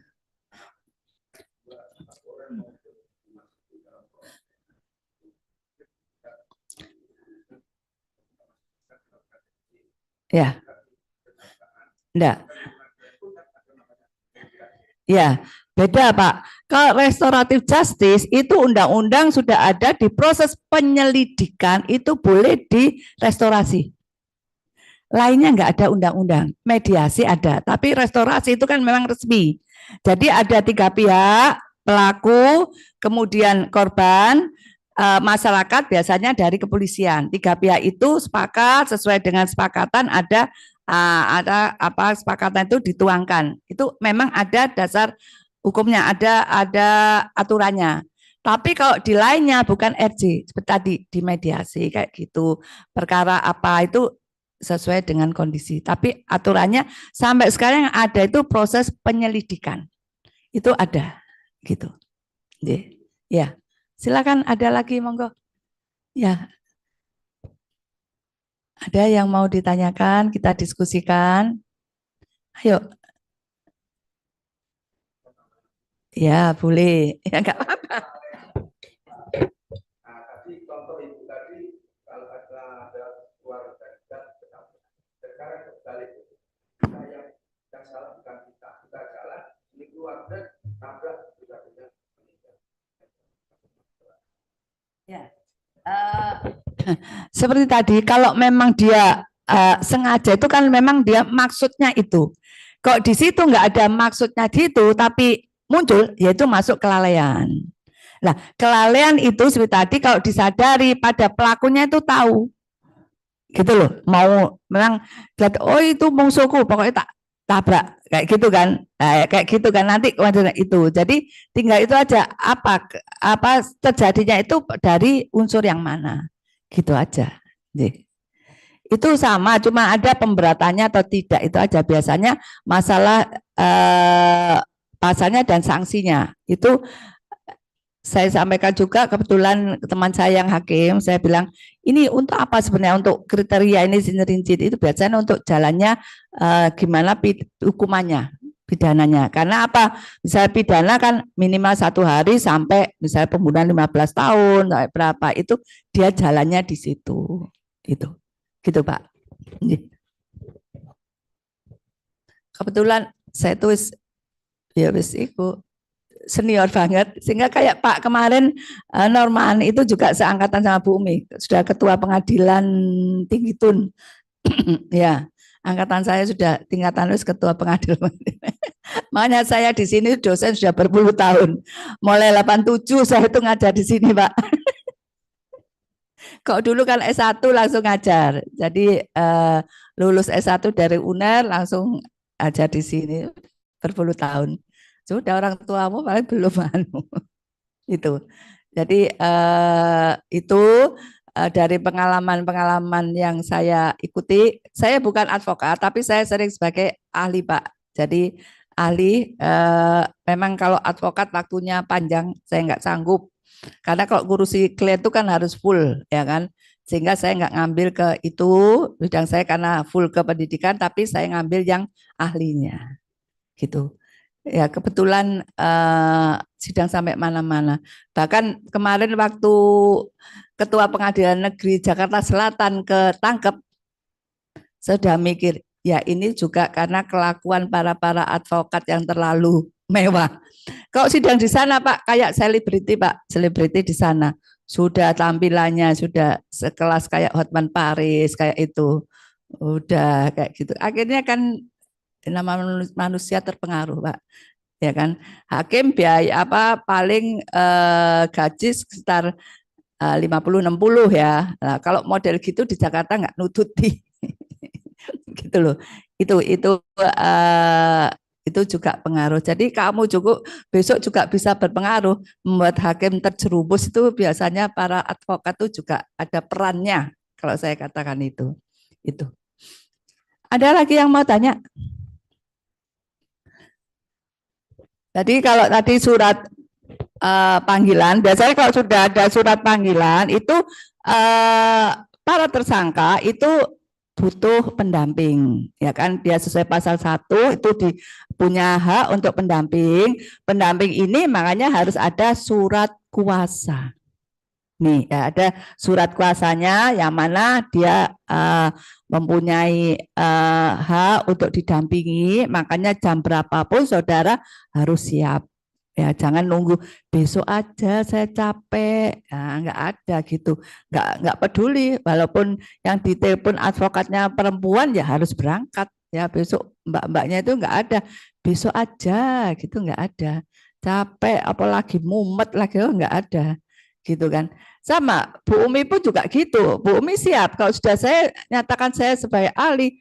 Yang kemarin tuh malam tuh baru nyampe, itu besok pagi saya harus berangkat ke Malang, ya harus berangkat, gitu loh. Jadi nggak ada besok aja gitu, nggak ada, itu ya. Jadi itu karena kalau sudah diberi surat kuasa, saudara harus menjalankan sesuai dengan kuasa yang dikehendaki klien saudara nantinya. Jadi kuasa tersebut apa sih, kuasa untuk apa? Lah pemberian surat kuasa itu harus jelas nanti. Jadi Itu pengertian. Kemudian syarat-syarat surat kuasa, di sini yang jelas fungsi dan manfaatnya itu apa aja dipahami. Tentunya saudara penerima kuasa tentunya akan menjadi wakil dari pemberi kuasa. Untuk apa saudara diberi kuasa itu? Nah, ini harus dijelaskan juga hak dan kewajiban. Nah, menjadi masalah seringkali kan di tengah jalan kadang surat kuasa itu dicabut diganti orang lain. Nah, ini loh. Ini seringkali itu terus gimana? Makanya kalau hukum itu harus jelas. Jangan gampang, nanti gampang bayarannya gampang, nanti dulu nggak bisa. Ya, yang jelas di muka itu kadang di belakang aja sudah ruwet. Apalagi di muka nggak jelas, siap-siap saudara ruwet di belakang. Itu ya. Itu di dalam surat kuasa harus jelas. Surat kuasa itu bentuknya apa, untuk apa, saudara bekerja mulai apa sampai apa, misalnya pendampingan hanya sampai penyidikan aja, atau sampai proses peradilan, atau sampai selesai. Itu harus jelas, ya. Jadi nggak bisa saudara hanya surat kuasa untuk itu, tapi jelas sampai proses mana. Selain itu kalau terjadi permasalahan, berhentinya apa, ya kan? Jadi nggak ada berhenti sepihak aja dicabut gitu aja, satunya nggak tahu. Itu harus dijelaskan di situ. Dan juga hak saudara, ya kan? Misalnya honornya sekian, pendampingan sampai penyidikan sekian, di proses peradilan sekian, kalau diteruskan sampai upaya hukum mana, itu harus jelas. Ya, saudara, kalau memang saudara misalnya, oh ini kasus Prodio nggak ada bayarannya pemerintah, nggak apa-apa, jelas. Tapi kalau saudara enggak seperti itu, harus jelas. Ini biasanya menjadi permasalahan ini. Dicabut, durung dibayar, dicabut, nggak jelas. Nah ini kan, itu harus jelaskan surat kuasa itu harus ada catatan-catatannya di situ. Ini kan praktek kan sering terjadi ini. Sudah kerja, gak dibayar, tahu-tahu pindah gak ngomong. Ini kan yang banyak kan itu. Nah itu. Nah ini karena di dalam surat kuasa itu tidak jelas maksudnya apa, tujuannya, istilahnya hak dan kewajibannya itu harus jelas di situ. Betul ya? Ini yang mesti saya ingatkan, surat kuasa harus jelas di situ. Walaupun honornya walaupun berapa itu harus dijelaskan sampai selesai berapa, misalnya kalau ada sukses, kalau berhasil apa itu harus gitu loh. Hukum itu nggak apa-apa, mendingan depan itu ruwet tapi belakangnya enak daripada depan sudah gampang, yang penting tak kerjakan aja mesti ruwet belakangnya. Ya kan, itu yang Bu Umi sampaikan di dalam surat kuasa harus seperti itu. Sedangkan unsur-unsur surat kuasa ini bisa dibaca harus apa aja di situ, seperti Bu Umi sampaikan, surat kuasa untuk siapa dan seterusnya, identitas dan seterusnya itu harus ada. Yang jelas itu harus lengkap dan ada tempelkan misalnya fotokopi atau apa KTP-nya atau apa itu harus ada. Kadang menjadi masalah apa? Yang menghubungi itu belum ya, bukan yang minta kuasa, dibantu orang lain dan seterusnya. Ini loh, ini sekali menjadi masalah sehingga harus jelas di situ ya. Itu siapa yang beri dan seterusnya. Ya, itu untuk unsur surat kuasa yang harus saudara perhatikan. Juga surat kuasa isinya apa aja di situ disebutkan, menggunakan bahasa Indonesia yang baku dan seterusnya, secara umum berisi pernyataan pengalihan kekuasaan dan seterusnya. Ini untuk surat kuasa itu format biasanya sudah ada contoh-contoh surat kuasa. Besok kalau misalnya saudara kerja advokat tuh ada di kantor tuh biasanya seperti itu. Yang jelas itu mengenai ciri-ciri dari surat kuasa. Berikutnya jenis surat kuasa, ada berapa macam surat kuasa perseorangan, itu surat kuasa pengambilan barang, gaji pensiun dan seterusnya. Itu biasa. Kalau duit biasa lek ngene iki. Gak apa-apa latihan dulu gitu loh. Latihan. Loh iya, saudara selatihan, saudara masuk ke polisian, terutama mbak-mbak saudara. Itu kalau enggak ndredeg dhewe ki atine nang ndi takok ya apa ngomong dhewe. Nah itu loh itu. Selain itu ya, apalagi kalau perkara pidana ya, saudara kalau nggak biasa lihat pencuri ya kan, saudara takut sendiri loh. Ya kan? Ini ada pasal psikologi kriminal itu ada. Nah, jadi gimana sih lihat kayak gitu, gitu kayak kalau di lapas biasa nggak kayak Nusa Kambang itu suangar-sangar kayak itu, kita harus seperti itu ya, harus tatak gitu loh. Itu menghadapi karena apa? Kita hukum itu kan orang-orang yang banyak memang masalah ya. Sudah masalah itu kan emosinya tinggi. Itu loh. Itu saudara harus itu sehingga saudara harus siap-siap. Makanya nggak usah prasangka baik dulu gitu loh. Jangan semua diiyani kayak gitu karena ya itu masalah itu sehingga surat kuasa itu ini contoh-contohnya berikutnya Mbak sudah paham kedinasan itu kaitannya dinas untuk sekolah dan seterusnya. Itu berikutnya yang ketiga contohnya sudah ada surat kuasa istimewa. Ini surat kuasa yang berhubungan dengan proses pengadilan. Ini itu perlu juga saudara pahami karena apa surat kuasa diberikan pada pihak untuk apa mewakili pemberi kuasa seorang yang memberikan kuasa kepada pengacara penyelesaian masalah yang berhubungan dengan pengadilan ya misalnya kalau kaitannya kan banyak kasus di situ bisa nggak datang pihaknya diwakili pengacaranya itu contoh surat kuasanya nanti bisa apa materinya ada di situ. Yang jelas yang perlu diperhatikan harus jelas identitas pemberi kuasa, tujuannya apa, ya kan? Memberikan kuasa, batas waktunya itu harus jelas. Dan hak dan kewajiban itu yang harus ditegaskan di surat kuasa. Karena ini yang sering menjadi masalah. Jangan menyepelekan. Ya, ini biasanya permasalahan diawali di surat kuasa yang nggak benar. Nih, seperti tadi, meremehkan gampang. Loh, saya itu dampingi sampai proses mana itu harus jelas. Hanya sampai penyidikan aja, ya kan? Atau sampai ke proses peradilan atau lainnya. Bayarannya ya harus jelas di situ, gitu loh. Jangan gampang akeh gak dibayar sama wis kesel. Itu ya, itu nggak apa-apa. Lebih baik awal sudah jelas aja kadang di dalam prakteknya terus gak jelas gitu loh, apalagi awalnya nggak jelas tambah teman itu ya. Jadi mohon diperhatikan untuk apa surat kuasa. Kemudian di dalam berita acara ini kaitannya dengan penerapan undang-undang berita acara untuk apa aja? Semua tindakan di sini penyidikan itu harus ada berita acara pemeriksaannya. Ya kan itu harus ada. Jadi hasil apa pemeriksaan apapun ada berita acaranya, biasanya advokatnya dikasih tembusannya kayak gitu. Jadi apa sih yang dilakukan di situ? Karena apa? Saudara sebagai pendamping nantinya advis saudara itu bagaimana pada para pihak tersebut. Sehingga ini harus jelas apa aja yang telah terjadi di situ. Karena apa? Nanti di dalam proses persidangan ya kan kadang apa sih hasil pemeriksaan itu ada yang dicabut ditolak nggak mau. Nah ini kan ini biasanya apa masalahnya apa di situ sehingga dia nggak mau. Karena apa? Tetap nggak mau tanda tangan pun tetap diproses dikasih catatan. Kenapa nggak mau?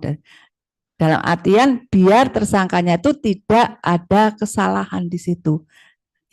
Itu yang harus diperhatikan. Yang penting pertama surat panggilan itu harus sah, ada tangannya. Setiap pemeriksaan itu harus ada hasil pemeriksaan atau berita acara pemeriksaan BAP-nya. Itu. Tuh berita acara sudah ada Mbak, berita acara yang dibuat, kemudian berita acara ini mulai proses penyidikan. Tadi kan mulai penyidikan itu sudah ada mulai nangkap ya kan, kemudian digeledah ya kan, penggeledahan badan, penggeledahan rumah ya kan. Itu kemudian kalau ada penyitaan, kalau ada barang dugaan pidana disita ya kan, kalau sudah itu ditaruh di tempat penyitaan tersebut. Nah, di dalam penggeledahan ini yang harus saudara dampingi juga harus hati-hati ya kan. Saya sampaikan seringkali menjadi masalah itu di penggeledahan badan atau rumah. Yang digeledah merasa itu bukan barang saya. Yang sering itu kan bukan barang saya kok kok ada di situ barang itu. Ini kan menjadi permasalahan. Nah, saudara tentunya harus bisa memberikan ataupun tahulah caranya gimana trik biar nggak sampai menjadi korban seperti itu. Contohnya, kalau saudara misalnya ada pemeriksaan ya kan di tempat apa umum ataupun biasanya di tempat hiburan malam ya kan, ada langsung langsung pemeriksaan, ada pakaian ataupun tas-tas digeledah. Sekali-sekali jangan langsung kamu berikan kepada petugasnya. Ingat ya, tas itu jangan kamu taruhkan tuh. Misalnya sudah dinyalakan lampu, isi tas itu kamu yang buka dulu, keluarkan dulu, baru dia meriksa. Kalau tas kamu berikan, kadang ya ini loh ya ada di situ ya itu satu kalau tas. Kalau misalnya baju ada sakunya, ada saku, jangan boleh tangannya langsung masuk. Kamu yang buka dulu gini, loh ini loh. Seringkali masuk tangan gini, ini kan, loh ini saya temukan, ini loh saya itu enggak tahu Bu tahu ini loh. Karena apa? Tangannya langsung masuk. Stop dulu boleh, dibuka dulu ini ya. Saku-saku itu kamu bukai dulu, tas kamu bukai, baru silakan meriksa. Gitu loh ya. Demikian juga di dalam mobil. Jangan dia yang buka pintunya, kadang sudah serahkan. Jangan, kamu yang buka, bawah-bawah buka, baru dia yang solve gitu. Ini yang sering di dalam praktek itu merasa bukan barangnya. Gitu loh ya. Itu. Karena apa? Di kepolisian itu juga ada targetnya. Kalau sudah apalagi sudah apa ada oh ini banyak pencuri dan seterusnya, kalau enggak ada tersangkanya lah Kapolres mesti akan dipindah, ya kan? Itu sehingga mau ya apa caranya kudu nangkep gitu loh. Ini makanya harus hati-hati di situ. Soal salah sidik itu bisa pokoknya tahan, pokoknya karena mesti diperiksa.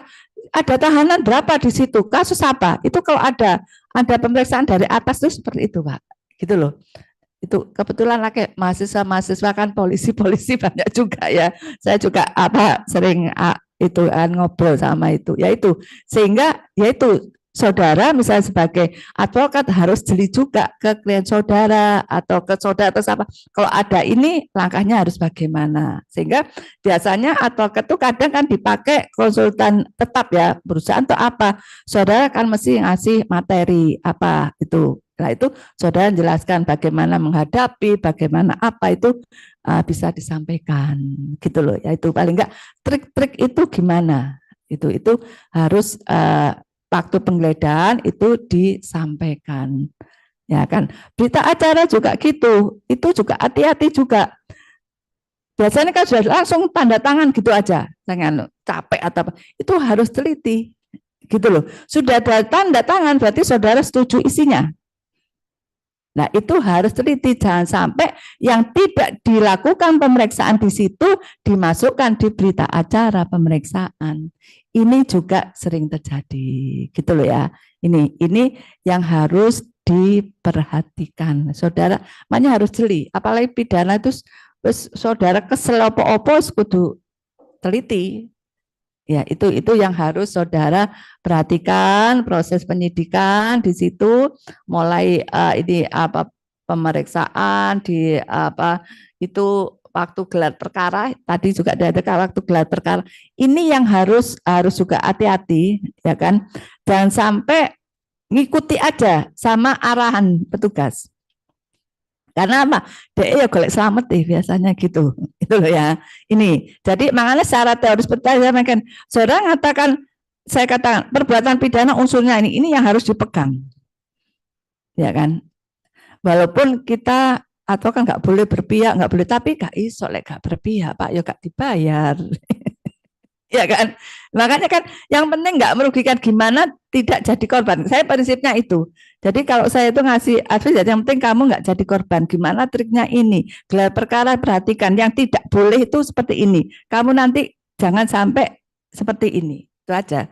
Berarti kan di rekonstruksinya kan itu melakukan ini. Kamu jalan sini. Dilihat itu gimana sih masuk tambahan bisa jadi pemberatan atau enggak. Intinya itu. Yang penting saudara itu bukan berarti bebas, tapi paling enggak tidak sampai dia bertanggung jawab yang bukan dilakukan, enggak sampai diberatkan kayak gitu. Bebaskan kalau sudah pelaku kan sulit, tapi paling enggak sampai ada pemberatan. Itu trik saudara di gelar perkara, gitu loh. Itu karena apa? Polisi kan sudah punya dari itu apa? Dia sudah pegang kan itu. Ini melakukan ini kan dia sudah istilah terus sutradara itu sudah ada di situ gitu loh. Nah tinggal kamu itu dampingi kliennya itu gimana? Itu loh jalannya gini, jalan seterusnya. Karena apa? Beda. Jalan di muka, jalan di belakang itu sudah beda. Itu loh. Ini makanya analisis abstraksi saudara itu harus tajam di dalam perkara pidana. Jadi berandai-andainya itu loh. Ini berandai-andainya itu harus tajam gitu loh. Itu tajam ndaknya itu harus dilatih gitu loh, berandai-andainya di situ. Itu untuk BAP, nanti kaitannya ini ada gelar perkara, penyelesaian berkas kalau setuju dan seterusnya itu.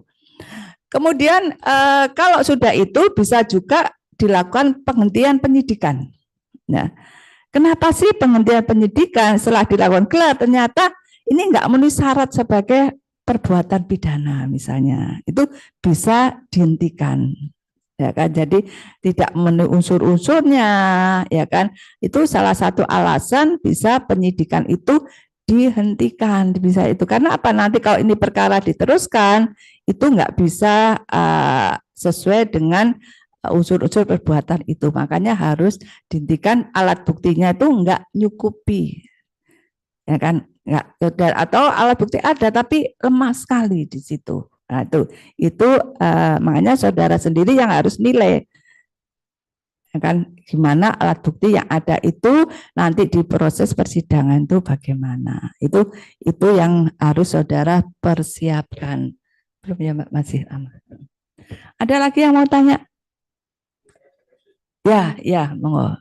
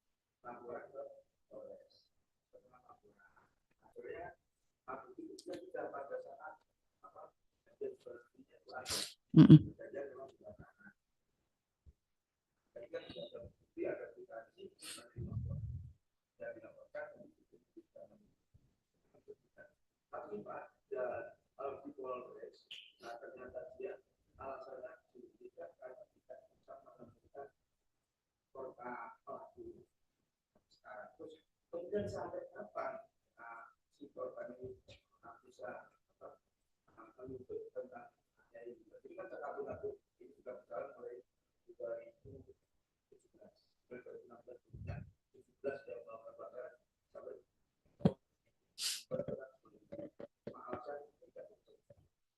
jadi apakah kita itu harus minta surat apa atau PU atau bagaimana supaya ini tetap surat-surat.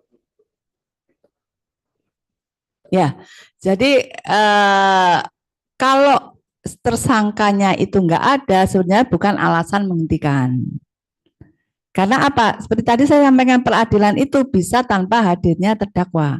Peradilan in absentia itu boleh. Boleh. Jadi kalau alasan itu enggak boleh. Kalau alat buktinya kurang, itu boleh menghentikan. Alat buktinya kurang bukan tidak boleh. Jadi itu boleh, bisa Bapak meringatkan, nggak apa-apa kan, nggak ada. Yang penting barangnya kan ada, alat bukti lainnya kan ada, gitu loh. Tinggal ini kan masuk bukan penggelapan, Pak. Jadi masuk penggelapan. Jadi ini kan penggelapan. Yang penting nanti nggak ada pelakunya itu nggak apa-apa, tapi proses berikutnya bisa dilakukan.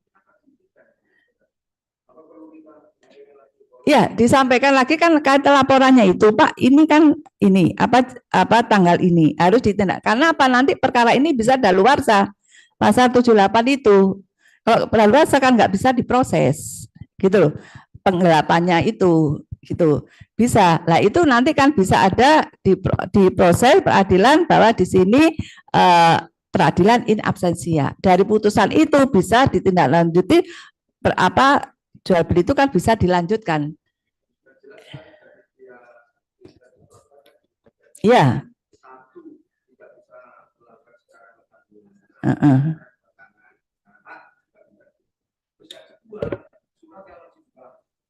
Ya. Ya. Dicap, ya. Ya. Makanya kan harus ada putusan pengadilan itu. Itu gimana baru ada istilahnya bank ini harus bisa dihentikan bunganya paling enggak sampai dilakukan penyitaan kayak gitu kan. Itu masalahnya kan katanya kalau sudah ini enggak membayar dengan batas tertentu kan disita pihak bank gitu loh.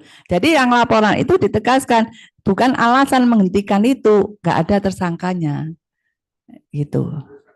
Bisa, kan di KUHP ada itu Pak, penghentian penyidikan. Yaitu masing-masing. Nanti kedua itu nanti dia juga polisi tanya pastinya. Ya.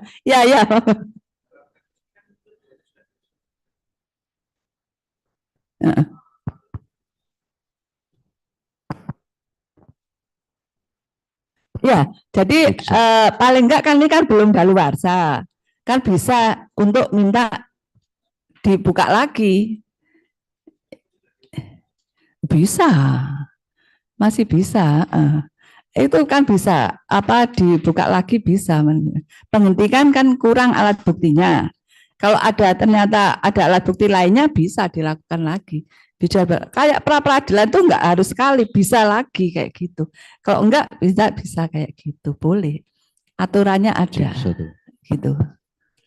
Nanti tanya lagi, pembicara kedua itu polisi. Dia lebih ya saya praktek iya, tapi dia yang petugas polisi. Masih kurang berapa menit, Mbak? 9 menit lagi. Tanya jawab aja ya, itu aja. Nanti materi berikutnya kalau misalnya belum jelas bisa konsultasi Bu Umi ya kan, bisa ke kampus atau apa. Bu Umi siap kok. Bu Umi tiap hari pokoknya Senin sampai Kamis mulai jam 7 pagi sampai jam 2 jam 3 Bu Umi baru pulang. Silakan. Pokoknya masalah pidana Bu Umi siap. Pidana acara Bu Umi siap. Itu. Ayo siapa lagi mau tanya? Enggak apa-apa, sudah jelas atau masih bingung? Ya.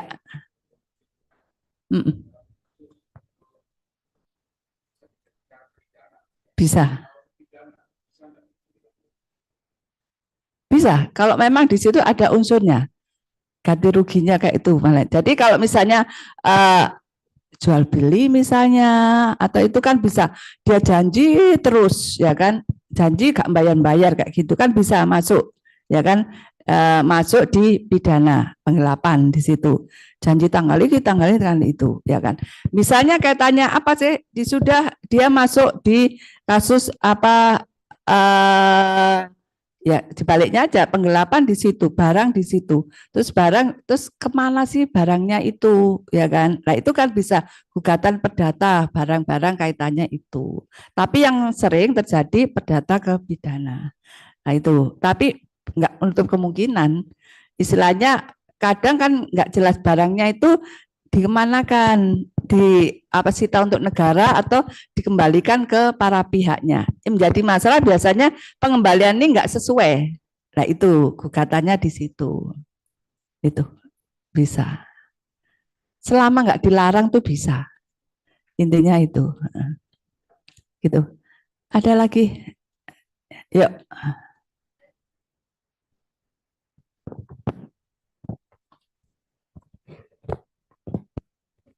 Selamat pagi Bu Umi. Ya. Perkenalkan nama saya Malinda Komar. Saya mau bertanya terkait dengan pra peradilan. Di situ kan untuk mengajukan permohonan di pra peradilan kan bisa diajukan dengan 2 objek perkara. Lalu untuk nantinya ketika berpraktek biar majelis hakim ini tidak bingung ketika memutuskan atau menganggap dakwaan kita itu sebagai obskur liber, menurut Ibu seperti apakah dua objek perkara itu biar nantinya itu saling berkaitan satu sama lain begitu. Terima kasih. Jadi pra peradilan ini menurut Bu Mi memang sebenarnya angin segar, tapi angin segar yang tidak menjanjikan. Kenapa saya katakan itu? Banyak sekali pelanggaran di misalnya proses penyidikan. Tapi kenapa sih nggak diprakan? Sebenarnya kan boleh diprakan, ya kan? Mulai peradilan. Kenapa sih nggak diprakan? Itu pertama, karena apa? Para pihak itu khawatir, kalau ngeprakan nanti malah aku nanti dakwaanku pasalnya tambah berat-berat. Ya kan? Pertama itu, ya. Itu. Kok aku terus malah diancam terus itu memang Bu Mi dari penelitian ini. Yang kedua, pra peradilan itu biasa yang memprakan orang yang istilahnya yang apa sih disakiti, yang dibutuhkan duit bukan nama baik. Ya, kalau yang nama baik biasanya hanya minta 100 rupiah atau 1000, itu pernah seperti itu. Dia tuh butuhnya pokoknya aku untuk duit gak perlu nama. Dapatnya itu kalau tidak salah, tidak ada perubahan, Bu Mi lupa surat edaran itu dari Menteri Keuangan hanya sekitar maksimum 3 juta kalau ke Bu Mi nggak ada perubahan ya. Dengan duit segitu, ya kan, dengan dakwaan yang berat, ya kan, mesti mendingan nggak aku ngikut aja. Itu ya, itu biasanya prakteknya di situ. Sehingga walaupun banyak pengeluh masalah itu, sedikit sekali yang memprah. Ya, Mbak ya, itu. Kemudian masalah lagi, pra peradilan itu harus diputus 7 hari setelah persidangan mulai. Ya, kalau belum diputus perkara pokoknya itu sudah dibuka, ya kan, maka pra peradilan itu otomatis berhenti. Ya, nah, menjadi masalah di situ. Semua itu kan abdi negara, ya, baik penyidik, pengadilan, penuntut umum itu biasanya kan masih ada kaitannya, nggak mungkin merugikan lainnya. Sehingga kalau kelihatannya, kalau menurut Bu Mi beberapa kali pra itu kelihatannya pra ini yang ngajukan iki menang, biasanya perkara pokoknya itu dibuka, ya kan? Sudah dibuka persidangan, otomatis pra peradilan itu sudah mandek, gitu loh, Mbak. Ya. Itu biasanya itu. Kalau kan gimana caranya? Ini selingkuh kuno angel Mbak cara. Yang penting kalau menurut saya ya, pra itu paling enggak apa? Bahwa kita itu tahu bahwa itu enggak benar. Minimal nanti dalam perkara pokok ada perhatian khusus. Itu aja. Biasanya hanya meringankan. Walaupun di pra ini kalah. Tapi ini mesti di perkara pokok ada perhatian khusus. Itu ngurangi, itu loh. Tapi pertimbangannya itu. Jadi enggak ada pra peradilan itu hampir berapa ya yang menang tuh banyak enggaknya. Jadi menang pun tuh ya tetap perkara pokok itu ini. Tapi yang banyak sebelum aparat itu kalah mesti sudah dibuka perkara pokoknya. Itu loh. Jadi dua hal itu biasanya untuk materi ini pra ini proses ini sama perkara pokok ini. Lah ini ya ini kita lari itu kemarin waktu saya sidang di Jakarta Selatan juga masalah pra peradilan itu. Jadi kelihatannya sudah kepepet, langsung perkara pokok itu langsung dibuka. Jadi ini sudah berhenti sebelum putusan kita sudah sidang, ini sudah dibuka, ini sudah nggak bisa dilanjutkan. Gitu loh. Itu biasanya seperti itu.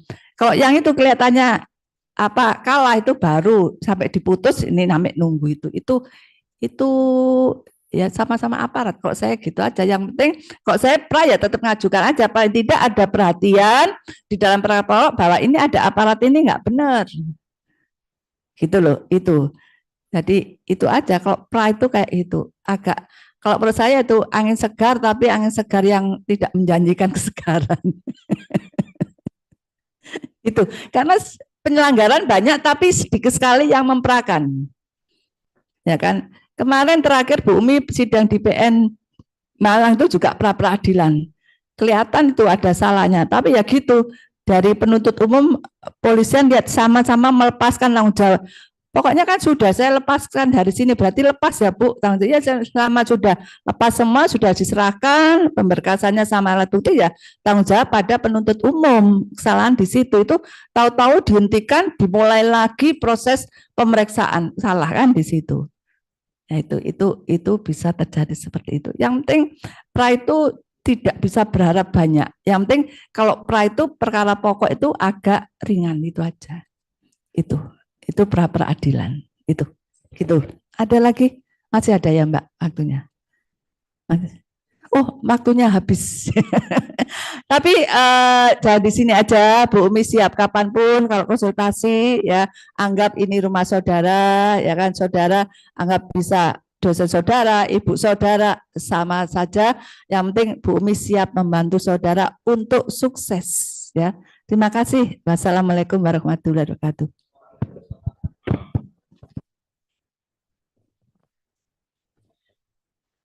Terima kasih kepada Ibu Dr. Umi Garsasi SHM HUM atas pemaparan materi yang sangat luar biasa dan jawaban atas pertanyaan dari para peserta.